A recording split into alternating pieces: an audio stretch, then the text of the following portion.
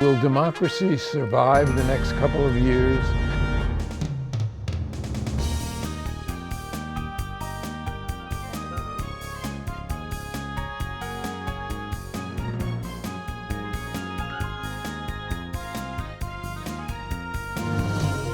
Access to Democracy is made possible by donations from the following organizations. Thomson Reuters, a global company with expertise and insight to unravel complex situations in the areas of law, tax, compliance, government, and media. Their worldwide network of journalists and editors keep customers up to speed on relevant global events. Thomson Reuters, The Answer Company. Crutchfield Dermatology, a full-service treatment center and Medi-Spa in Eagan. Their goal is to help you look good and feel great with beautiful skin. With service built around courtesy, dignity, and respect, Mayo-trained Dr. Charles Crutchfield personally treats each patient and is acknowledged as one of the nation's best physicians. Truestone Financial, with locations in Minnesota and Wisconsin, has proudly served its members since 1939. Truestone engages, educates, and supports its members to ensure they have the tools to empower their financial well-being. Truestone Financial, your neighborhood credit union. Learn more at truestone.org. Edina Eye Physicians and Surgeons, a division of Twin Cities Eye Consultants, has proudly served the Twin Cities for more than 55 years now, in 7 convenient locations. Using the most advanced technology combined with human touch, Edina Eye offers comprehensive services and dedicated specialists committed to excellence, with innovative procedures and expertise for the most advanced eye care.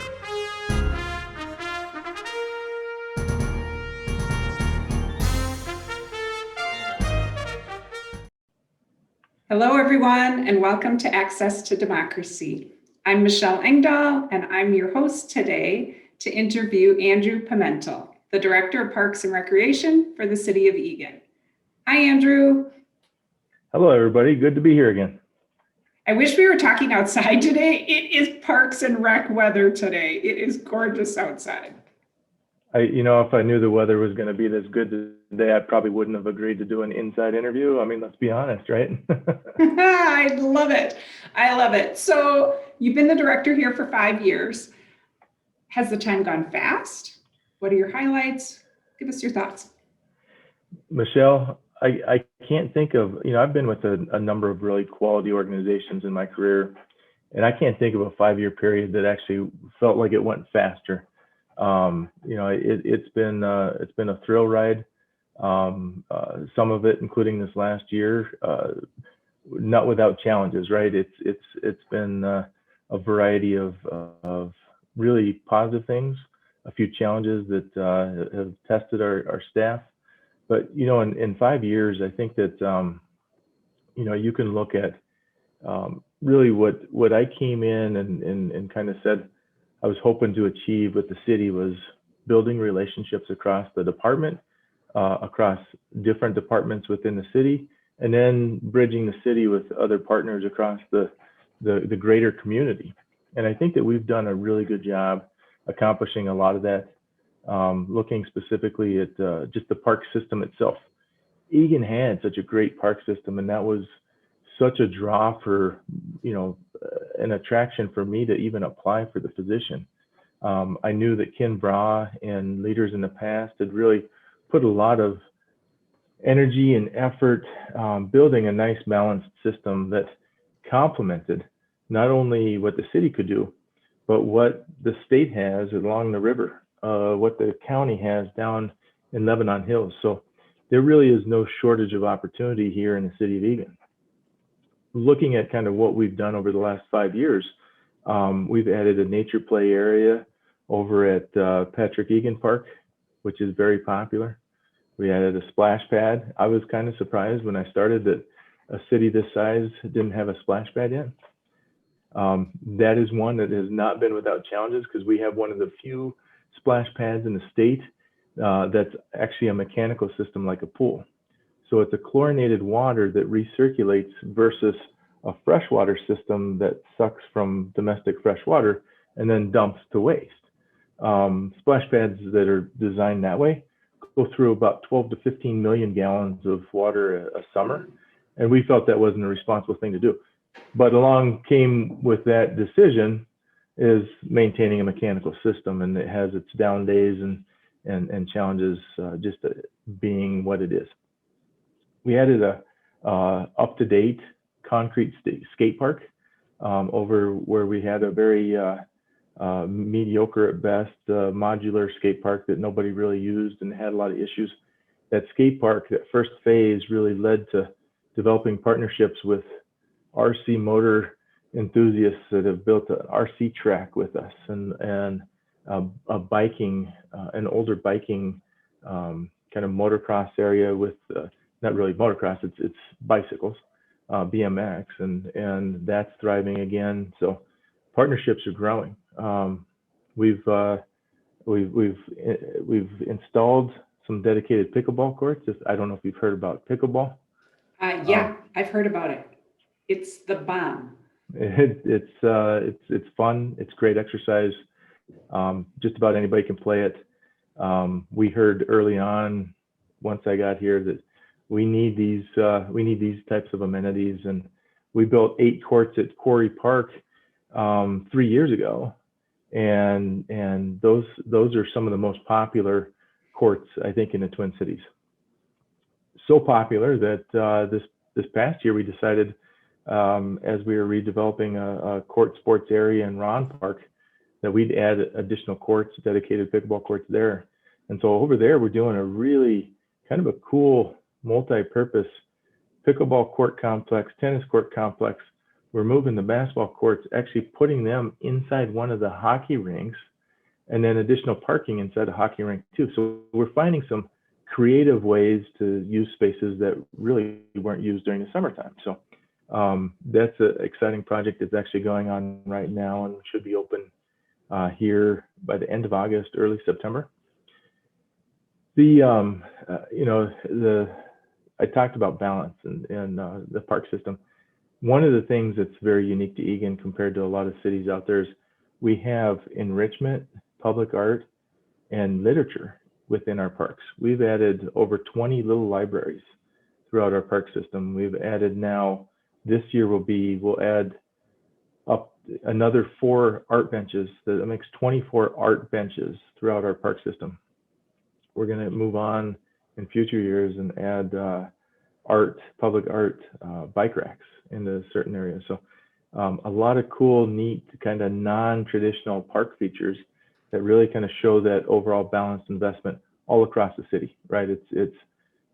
We're trying to make sure that we're spending money every year when we use our park development funds, that we're spending it in all corners of the city. The programs and events, that has changed quite a bit and grown. We have a variety of additional new community events, one being the Food Truck Festival in the fall and in August, late August. That's one of the most popular events, I think, in the Twin Cities that's coordinated by a suburban city. Last time we had it, let's just erase 2020 out of our memory banks. Last time we had it in 2019, there was 14,000 people that came to that event. And that's a strict city-only event that Tanya Mazingo, our recreation manager, puts together with her team. We've added sustainability-related items. That's another thing that I think is, as we hear comments and concerns from the community, sustainability is something that is important to a lot of people in the city. And so we've added things like LED lighting at certain facilities to cut down on energy consumption. We've subscribed several of our larger facilities onto solar garden subscriptions. We've looked at and added a variety of electric vehicle charging stations and plug-in electric vehicles as a part of our fleet. And all of that has kind of taken us to being a Green Steps level 4 and 5 city over the last 4 years, which is a great accomplishment in many ways. It's I think over that time period, it may be a dozen, if that, cities in the whole state had that same accomplishment. So that's really interesting. I want to talk about one of the highlights just from this week. So you guys just cut the ribbon on a new park, Destination All Play at Woodhaven Park. The park includes a sensory-rich, accessible, all-inclusive playground. How great is that? Tell us about the park. When we did the ribbon cutting the other night, and what I'd like to do is kind of talk just a brief minute about it and then show a nice video that our ETV team put together. Great. But one of the things I said at that ribbon cutting, as I introduced the mayor to say his words, is in my 23 years of recreation management, this probably was the top project that I had a chance to work on. It's going to impact so many people. The comments, the thrills, just the emotional response when you see kids that have never had a chance to play with other kids, and even adults who haven't had a chance to really get that ultimate play space experience. That is happening now. And again, looking back when I came here, I was a little surprised that even when I moved into the state of Minnesota back in 2013, I was kind of surprised that these weren't more throughout the state. So I'm glad that we were able to get this built for the city, and I'm going to try to do this video, maybe.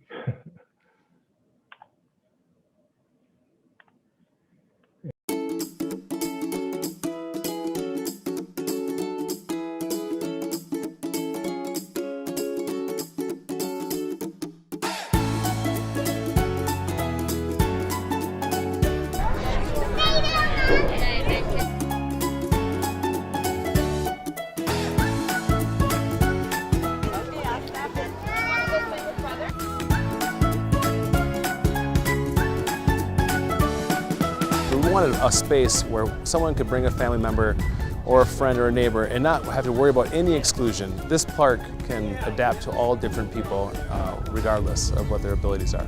On an average playground, I'll just be on the sidelines, be like, yay, yay, you did it. But now I get to be like, come on, let's go play all together, and it's pretty amazing.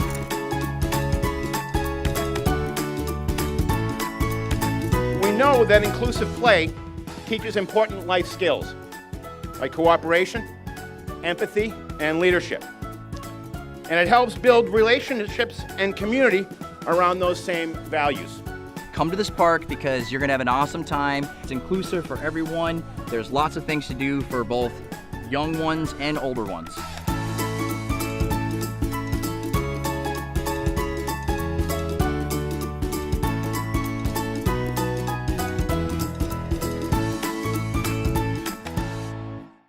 And have people enjoy that space over the next 20 years, right?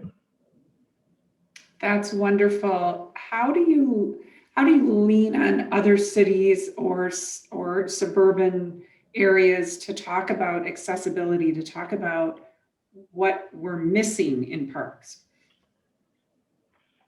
That's a great question. I think here in the Twin Cities, there's a lot of networks of colleagues, right? And there's a variety of whether it's happy hour groups or lunch groups or coffee clubs, you just have those conversations. And that's the great thing about, Minnesota is nobody's afraid to have the conversation.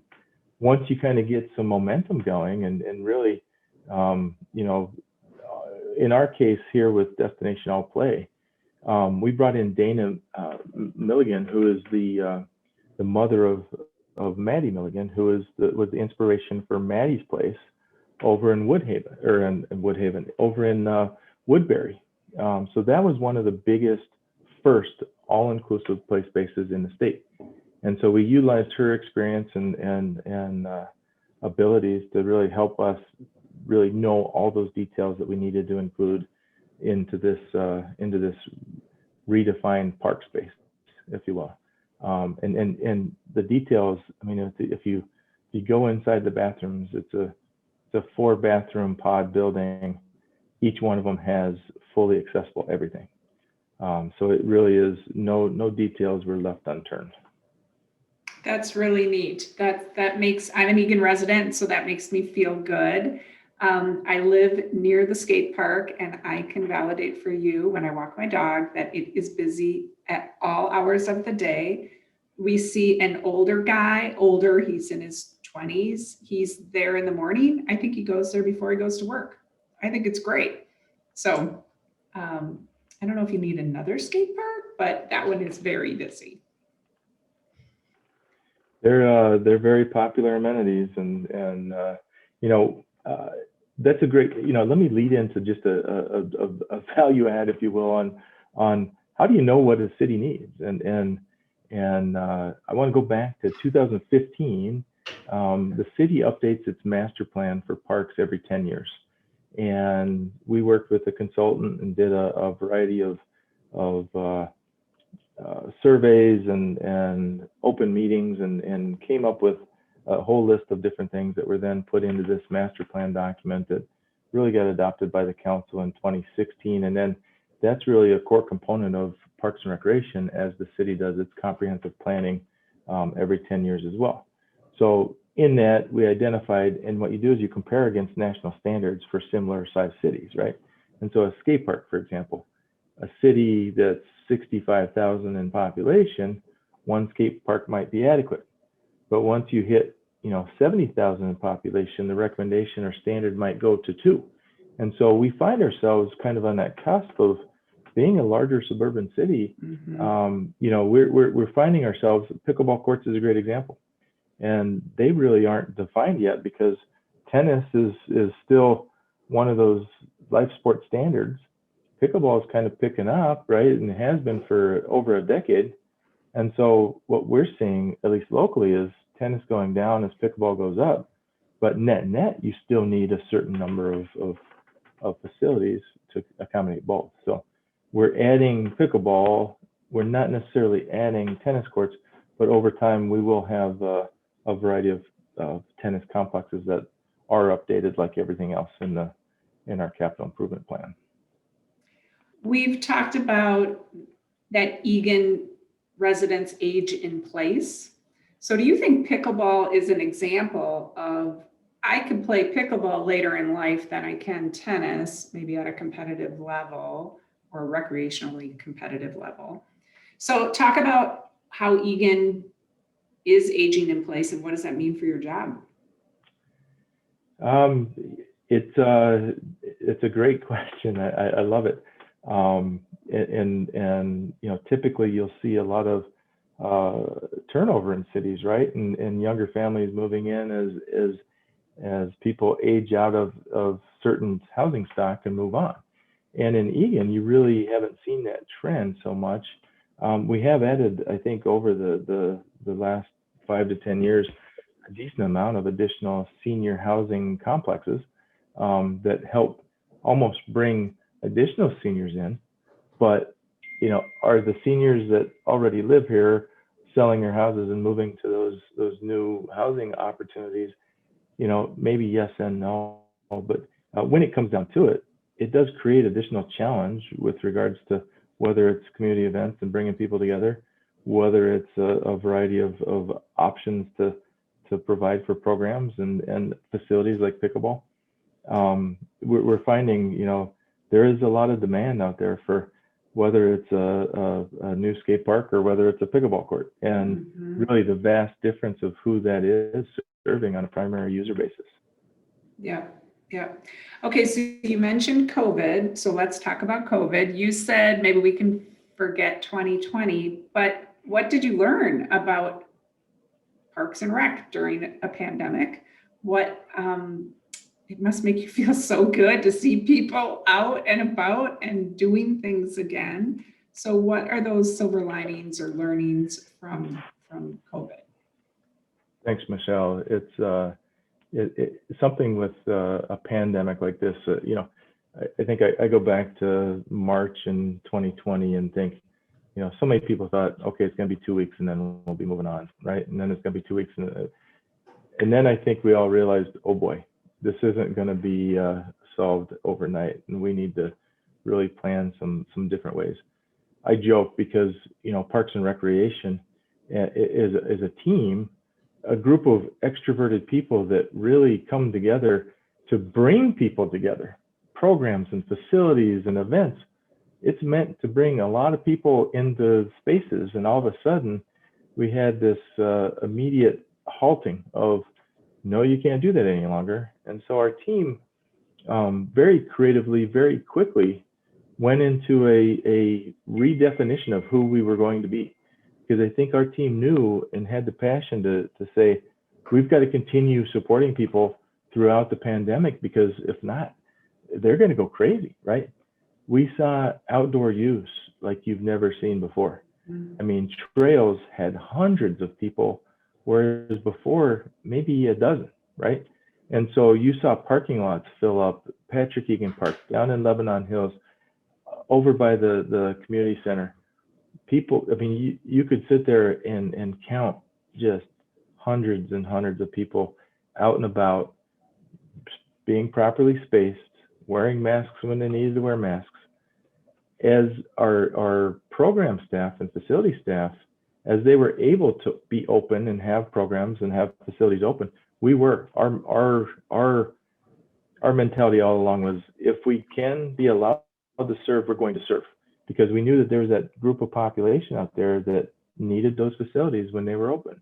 And we also respected the fact that there was a number of people that weren't going to come anywhere close to a facility. And then that's where that redefining of our service model really came into play. All of a sudden, we had Discover at Home, right? We had our main catalog of programs and events is called Discover Eagan. Well, now we just added At Home, and added for a period of time there during the middle of 2020. And very quickly after this all went down, we had in-home virtual options, whether it was wellness and fitness classes, art classes.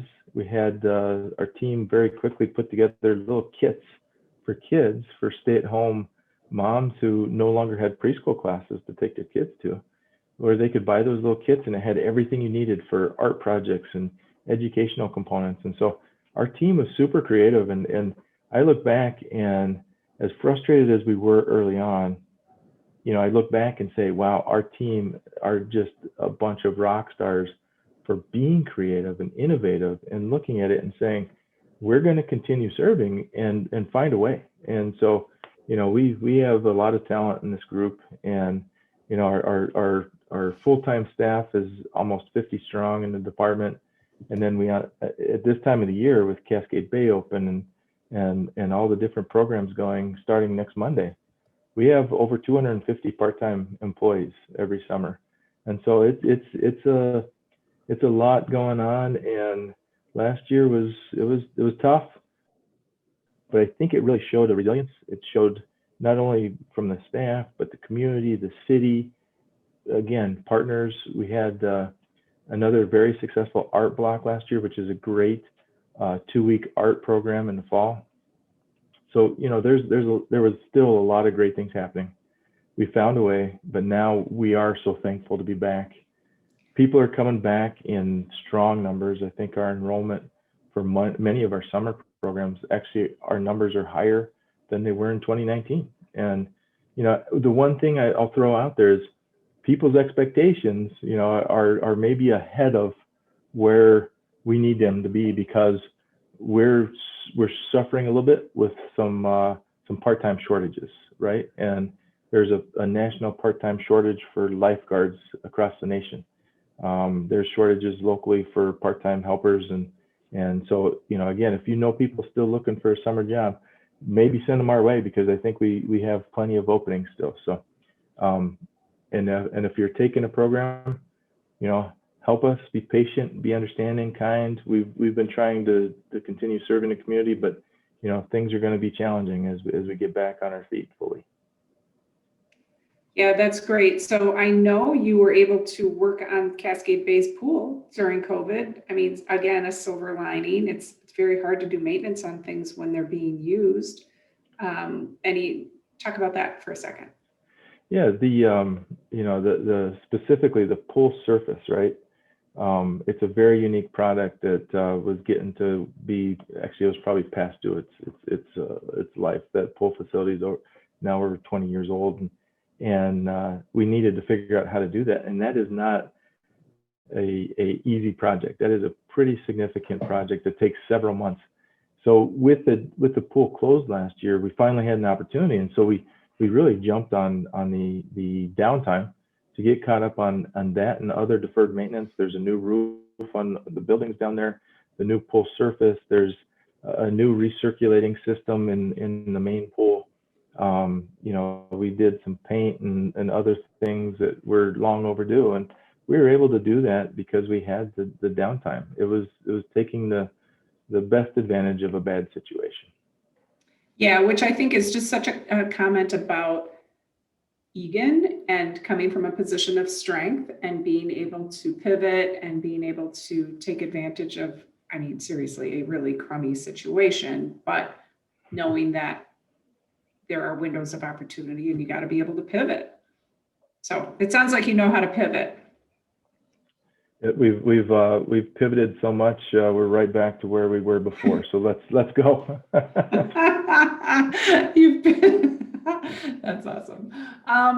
In our remaining time, let's talk a little bit more about sustainability, this sort of pack in, pack out sort of mentality. What are some tips? What are some things you'd like to see your users be doing? You know,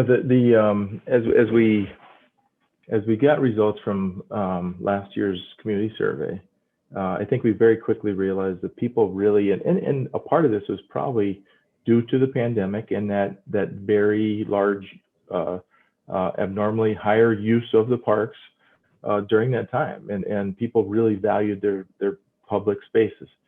One of the things that came up recently was the county updated their trash and recycling ordinance, Ordinance 110. And this we've known this for, you know, a good year and a half or so, and you know, coronavirus kind of pushed it back a little bit in terms of it being implemented. But you know, we're in a 2-year budget cycle, and one of the things that we saw was people valued their public spaces so much. We didn't have money in the budget to be fully compliant with this Ordinance 110 that says now wherever you have a trash can in your park system, you have to have a recycle bin. And so what we looked at, and we said, okay, we don't have the money to just put recycle bins everywhere where we have trash cans. Just didn't fit in the operations budget, and it was going to be a very significant cost to do that. And then, you know, it's not just the cost of the cans. It's the cost of processing the recycles and getting to the end point, right? And so really, in order to, you know, show the value and show our same emphasis towards taking care of the environment and being sustainable, on top of, you know, trying not to have to raise taxes to pay for this additional recycling, we instituted a pack in, pack out at 11 of our smallest neighborhood parks, and then 2 of our recently added pocket parks. So, you know, the once it was implemented, I think it caught a few people off guard. There was a lot of emotion, a lot of passion that came out. I think that we've since acquiesced a little bit and put a few cans back in key areas. You know, dog walkers especially have a hard time. Yes, please. Dog walker. Losing that opportunity. And so, you know, we've heard a lot of comments. We've had a lot of people in support of the initiative. We've had a lot of people that have criticized it. And quite frankly, we're looking at where do we find that balance? Where do we find that ability to, you know, ask a little bit more of our community for accountability, and these are your spaces as much as they are the city spaces, right? Yeah. And so how do we get that partnership, that buy-in, stronger, build that relationship, and effectively meet our sustainability goals at the same time? That's awesome. We need to leave it there. Thank you so much, Andrew. Bye-bye. All right, thanks everybody. Good seeing you. Bye-bye. Bye-bye.